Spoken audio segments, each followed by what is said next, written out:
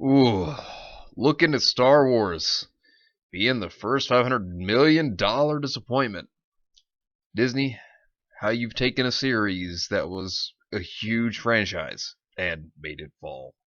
Hey, what is going on, everybody? How are you all doing today? I hope you all are having a wonderful and fantastic day today, and if not, hopefully you all will have a better tomorrow. So it seems Star Wars The Rise of Skywalker hasn't done as well as Disney had hoped it would. Now, it's not exactly a bomb, but it's not what they had anticipated. So let's take a look at a couple of articles here. First off, the first one by Forbes, which they're both going to be from Forbes, but let's take a look at this one from Scott Mendelson. I'm sure everybody knows that name. Box office Star Wars Rise of Skywalker is the first $500 million disappointment.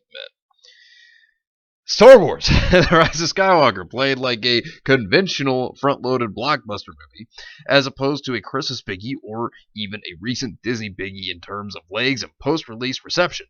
Oh yeah, because, Rise of Skywalker, if you look at it, it just basically came and then it just jumped off a cliff. It was there and then it was gone.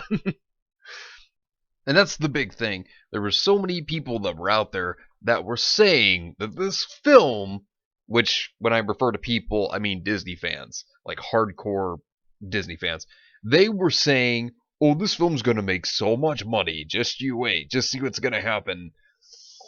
With all the leaks, all the issues that have been going on with Star Wars, The Last Jedi, for example, also, I don't think some people saw how low the bar basically was being set at this point due to all the issues Star Wars have been having. And I mean, yeah, Mandalorian being a good thing for Star Wars, but in terms of this trilogy, it wasn't looking very good. In terms of Star Wars in general, it was looking bad after The Last Jedi. The film was firing on all cylinders for the first week, with a terrific $29 million first Monday gross and a $32 million Christmas Day haul. It didn't really start to slow down until its second weekend, when it dropped 71% on Friday and 59% on the weekend, despite being in full holiday break mode. Well, the problem to that is because people stopped caring. That's the problem. And if you also know, there were many people who just had so many issues with this movie because of so many things they heard. The rumors, which turned out to actually be real leaks, turned off a lot of people to this movie. Then again, you had Lucasfilm already causing so much problems, attacking their fans, saying that they were wrong for disagreeing with The Last Jedi, and so many other insults out there. Of course you were going to turn people off to going to see this movie, and then once they did, a lot of people would usually go and re-see these movies. They'd go and re-watch them. In terms of this, that wasn't the case here. Absent the first week, and to a lesser extent the second week of holiday play, it would have possibly earned something close to Captain America Civil War, $408 million domestic from a $170 million debut in May of 2016. What's disconcerting, aside from the whole mediocre reviews and online hand-wringing over what could have been, should have been variable, is that the film didn't play like the recent Disney releases. It didn't stick around like Toy Story 4, Frozen 2, and even Christopher Robin. Ooh! If they're saying that Christopher Robin did better, that's not too good. We all overreacted when Toy Story 4 opened with just $120 million, only to watch the well-liked and well-reviewed animated sequel leg out to $430 million domestic. Ditto Frozen 2's fine, I guess, $41 million opening day, which turned into $130 million domestic, which, by the way, apparently Frozen 2 has already made $1.5 billion. It's doing better than Star Wars Rise of Skywalker. And when you think about it, Frozen 2, which I think would take a lot less production in terms of making it, that's good for Frozen 2. As to where Star Wars, it takes a lot to produce Star Wars. So this much money, tons of films would love to have over $1 billion, right? That would be great.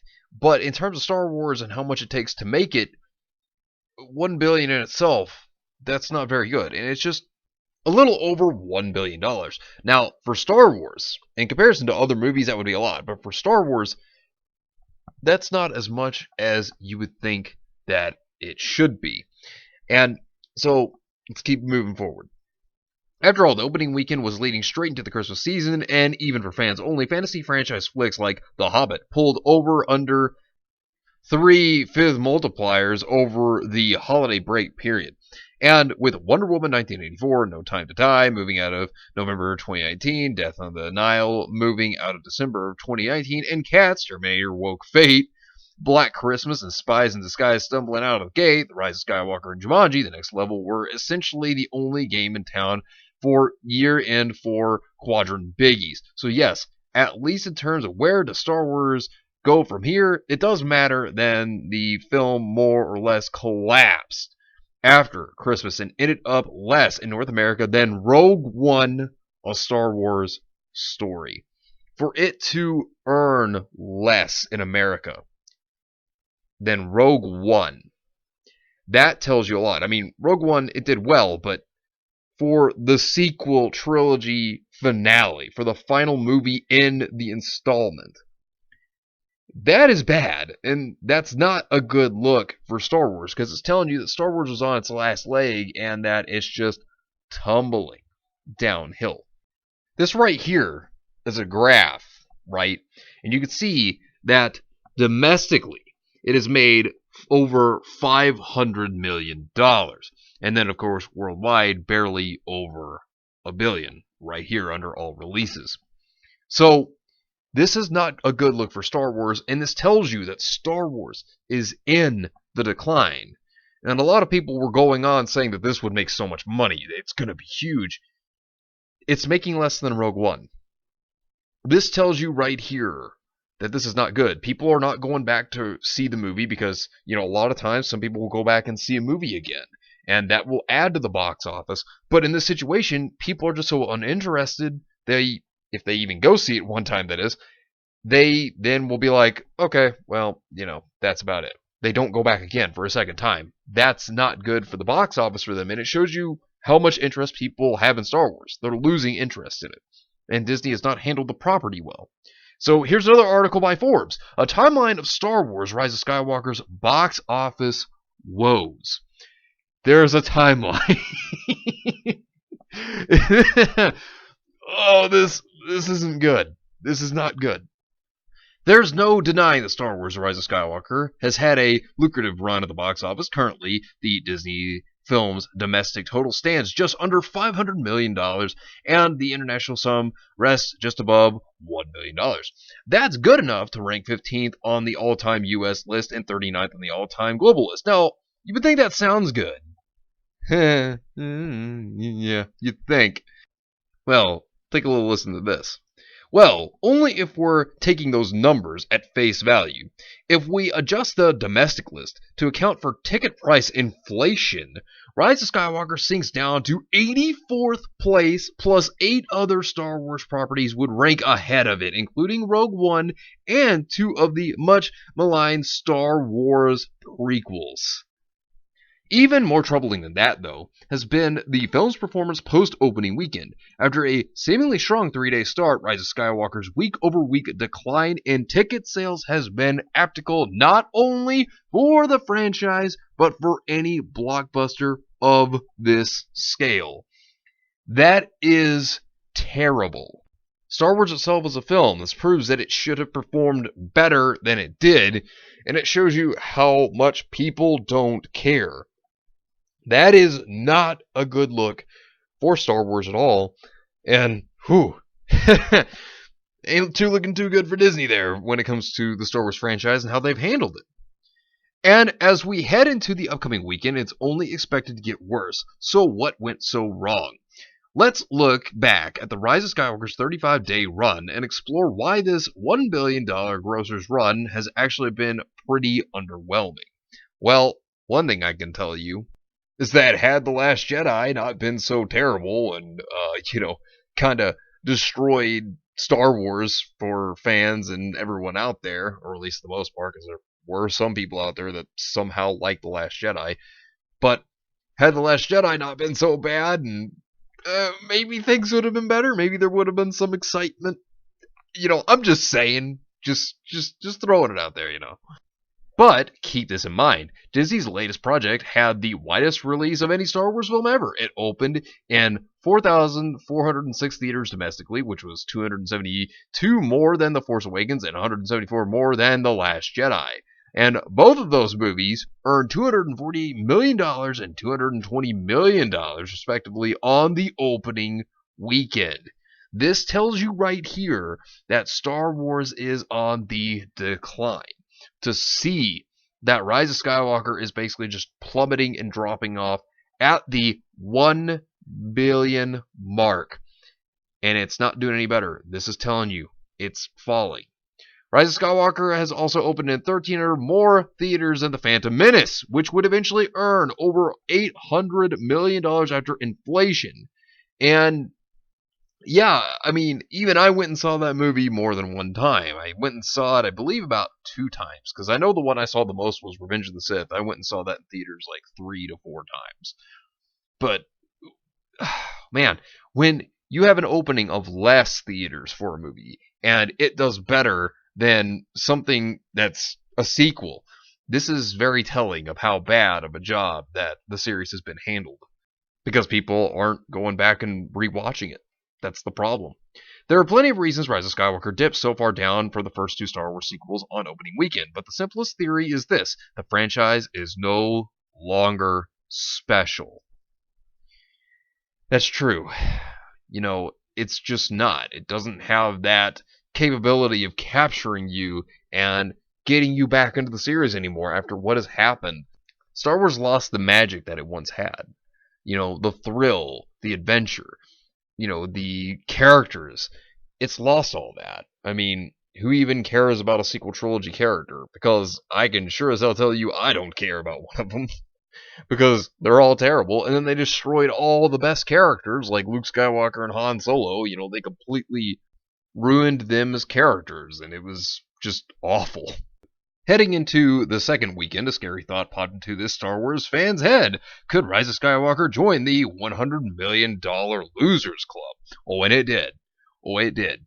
Before weekend 2, there was only 10 members in this club. To join the club, a film must earn $100 million less on its second weekend than it does opening weekend, in which it did. Usually that wouldn't be a huge deal. Of course, Avengers Endgame is going to earn significantly less on weekend 2 after a $357.1 million opening, right?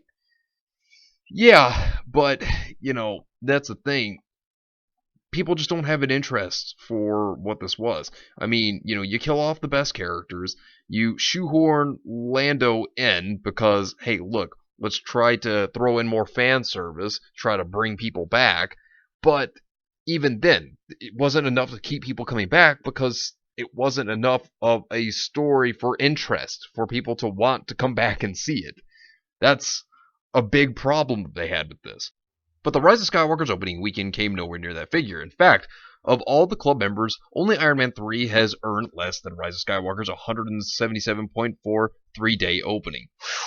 Yeah, and a lot of people didn't like Iron Man 3. Sure enough, though, the latest Disney project defied all expectations and pulled in $105 million less with $72.4 million, a massive 59.2% drop that ranked as the 5th worst drop of anybody in the club, with The Last Jedi ranking first. And people hated The Last Jedi. It's true, whether people want to believe it or not. People didn't want to go back and see that dumpster fire of a film. The Last Jedi's third weekend decline from opening weekend, just 75.9%, which is quite a bit lower when we consider the millions of dollars these movies made. It's because nobody liked The Last Jedi. And The Force Awakens, that movie saw a mere 63.6% dip from opening weekend. Now, there were people who liked The Force Awakens, so of course people went back and saw it. In total, after weekend 3, Rise of Skywalker's domestic total stood at $451.6 million, while The Last Jedi sported a $517.2 million gross, and The Force Awakens a $742.2 million total. It shows you the drop from The Force Awakens all the way to The Rise of Skywalker. And, you know, that's the thing. I've said it before. The thing is, the first movie usually is one of the highest ones, and then of course you have the middle movie, which would usually sink in a trilogy. So it wouldn't do as well as the first, and then when it comes to the third and final installment, typically the third and final installment either performs just as good as the very first one in the trilogy, or it performs a little bit higher. So it just really depends. But in this case, we just see it go down. This is one of those moments where it just steadily goes down. It's just a decline. And, you could really blame a lot of that being on The Last Jedi, because The Last Jedi just broke Star Wars. I mean, it really did. For me, it was The Force Awakens. I hated The Force Awakens. But for many other people, which I don't like The Last Jedi, I can't stand it, hate it. But for many people, The Last Jedi was what broke the camel's back. And so, that's the problem. And because of that, people just didn't care. And then when you're having a yearly movie coming out, people start to lose interest because, like I said, burnout can happen too, especially if it's being terribly produced. That's the other thing. If you're having bad films being generated, then yeah, people aren't going to want to come back for more because you keep making a bad film, people aren't going to be interested, and then, you don't learn from that mistake, then yeah, of course they're not going to come back because they're not going to care enough. And this really shows you, though, Star Wars. It's in the decline. And, while Star Wars The Rise of Skywalker may have made over $1 billion, when you are spending $500 million of it, that's not a whole lot. It's a flop of a movie. That's what this is. And during the earnings call, I can guarantee you Bob Iger is not going to address this issue. Rather, he will sideline it and be like, oh, well, The Mandalorian's doing great, or, oh, the Star Wars theme park rides, they're doing great. But when it comes to the questions about The Rise of Skywalker, I bet you Bob Iger's going to dodge all those questions. I can guarantee you right now that he's not going to talk about it. But it shows you that Star Wars is in the decline. And Rise of Skywalker, it's a flop of a film. It didn't bomb, but it flopped very bad. And it's a bad sign for Star Wars. But anyways, let me know what you think about this entire situation down below. Subscribe to the channel if you are new here. And make sure you're still subscribed, because YouTube is unsubscribing people from their favorite channels. So make sure you're subscribed to all your favorite channels. Hit the video with a like if you enjoyed. Share the video on social media, spread the word and get it out there. It's greatly appreciated, and it really helps out the channel a lot. Also, be sure to check out Discord. We have a wonderful community there, and it also will keep you informed on updates or any events that are upcoming. So, the link is in the description down below. But anyways, I hope you all have yourselves a wonderful and fantastic day today. And remember, if today was not a good day, tomorrow could always be better. Take care of yourselves and everyone around you. And have yourselves a good one out there, everybody.